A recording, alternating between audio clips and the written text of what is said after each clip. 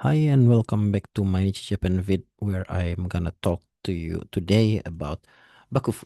So as we've established last time, Bakufus are shogunate, what we call shogunate, where the leader is the shogun, which basically he has military power in general. He has the right to have an army.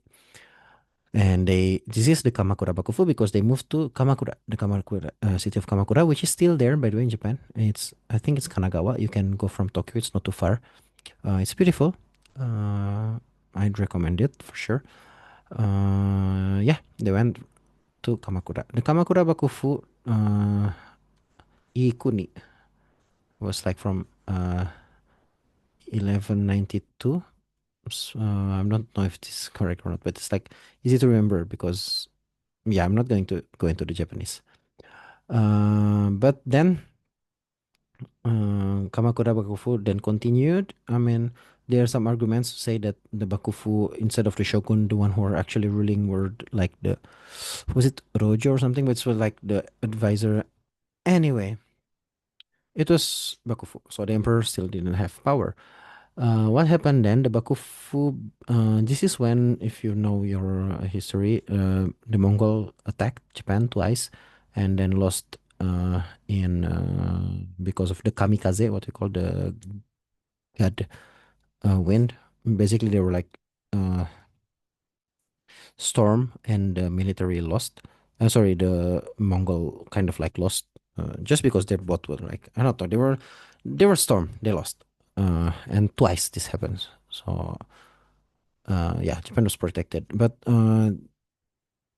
anyway, because I don't know how, but they kind of knew like the Mongol would come. So the Kamakura was like, guys, let's go gather your army, guys, because like people had their own army, right? And like it's not like a centralized army. It's like there are many warlords or something who had their own army, and they all listened to the shogun.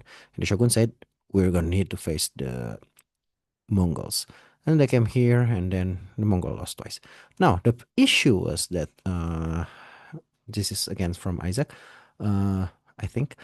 They did not have like when you win, usually you would get like spoils of war because you would either get land, you would get. I mean, if they had gold, you get something, right? Like because you contributed and then you won and you get spoil of wars. And not to say like you had to move your army, you had to pay them, you have to feed them, you had to train them, you had to, there's a cost associated with going to war. So you would want to get something out of it. But here, because it's not a war of, you're not attacking anyone, you're not taking any territories, they didn't get anything. They were just like defending. This is like a defensive war. They did win, but did not get anything. So that's when some resentment started boiling against the Kamakura Bakufu. And then I believe there's this emperor who's like, I don't like that emperors are like second class, not second class, but like are under the shogun de facto. I want to attack you guys. I want to take back. Hey guys, who don't like Kamakura Bakufu? Join me. And so people like join, and it's not a rebellion because he, I guess, as per Japanese system, is like supposed to be on top. But they wanted to topple the shogunate, and then one of the shogunate's general, who was a good general, came here to fight them, and in the end, he made a deal, I think, with the emperor, and then he turned against them, and he's called Ashikaga something.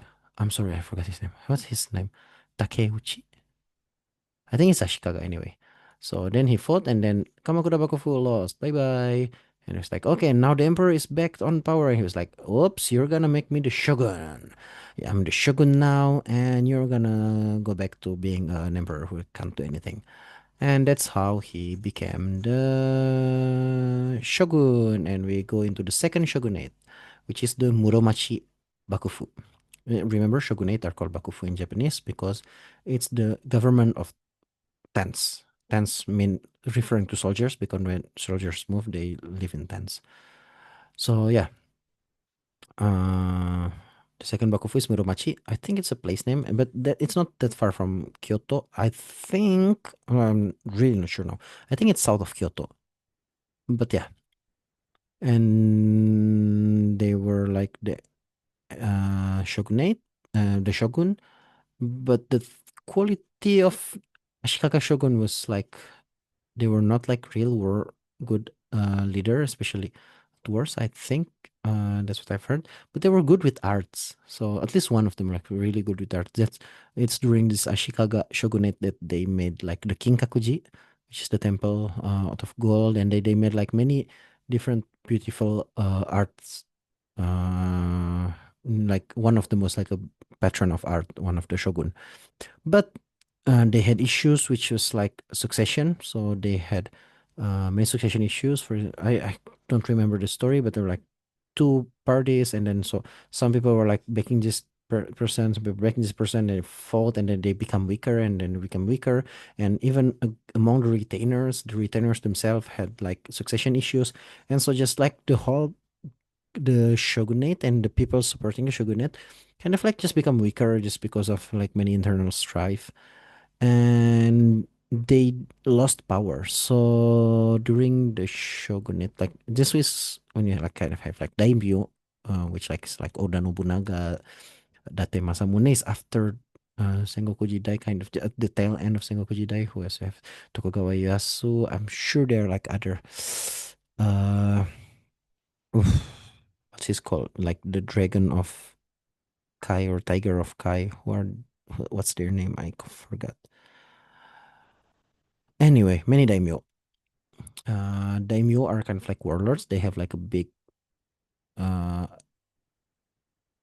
big army and a big land, a lot of land, and they kind of fight each other. And this is what called the warring states period or Sengoku Jidai. Seng war, Goku is like states period, Jidai's period.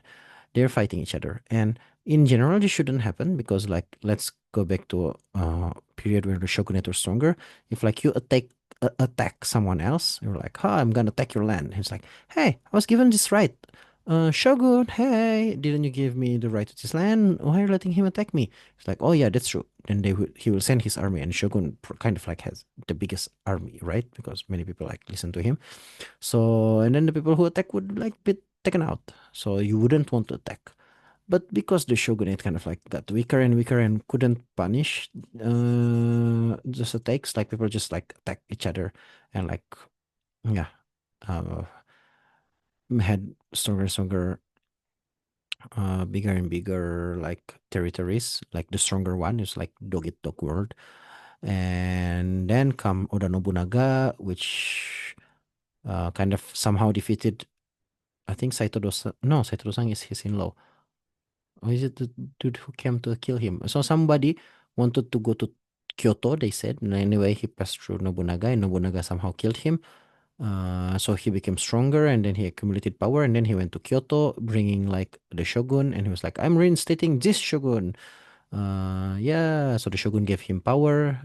Uh, but wait, is it shogun or emperor? Between shogun or emperor, I'm sorry, I'm not sure. I think it's shogun. So one of the shogun was kind of like went was like ousted, and then he met Nobunaga, and they went together, and Nobunaga was like, yeah, I'm bringing the shogun back. And so the shogun gave him control power, and then Nobunaga started like just like conquering people left and right, and he was like yeah on the way to unifying the whole of Japan. Now I'm not drawing Hokkaido because at this time it's mostly not part of Japan. Like there's like a small thing I think in Hakodate, small settlement, but for the most part it's not Japan. Now, Nobunaga became strong. He was like in the midst of unifying Japan, I think, kind of. And then he got killed by Akechi Mitsuhide. So one of his trusted general killed him. I don't think we know sure why. We're not exactly sure why, but people have their theories. And then I think it was Hideyoshi or Ieyasu. I think it's Hideyoshi who killed like who was like Akechi. And then Hideyoshi got himself being like, I'm gonna be like the power de facto. But he couldn't because he wasn't like from aristocrat or like warrior blood. He couldn't become like shogun or anything, so he was like taiko. I think was his like title. So he was yeah. Anyway, and he just took a role, which means despite that, he was like the person in charge of Japan. And once he died, he appointed like his son was still too young, and then he appointed like a 5 people council to like take over, and he chose these 5 people because they would like be at odds against each other, and so they wouldn't like uh they would like fight each other amongst each other, and in the meantime his son could be like an adult, and then his son would be the next ruler. Those kind of like what he wanted. To bed, one of the most Ieyasu somehow, I think it was kind of split into two, anything or somehow, and then Ieyasu kind of like just bit the other side in the very famous war of Sekigahara, and that's when Ieyasu became the. I think after that he went to like the emperor and he's like, "No, I'm shogun. Yes, Ieyasu, you are shogun." And then he moved to Edo. What we call is Edo. Uh, what we used to call Edo, which is now Tokyo. So this is if this is Kyoto, it's around here. Yeah, somewhere around there, a bit to the south maybe. So yeah, and then he became shogun, and then he implemented many systems which were very good at keeping Japan at peace. One of the most sakoku, nobody could come or go out of Japan. If went out of Japan, you could not come back. If you come back, you'd like be like killed. In general. But yeah, and Japan was ruled uh, had relative peace, so no war between like the states. And yeah, his children like kept on running the country, and everything changed when the Fire Nation attacked. No, America attacked. And I think that's for the next video. Thanks for listening. See you in the next video.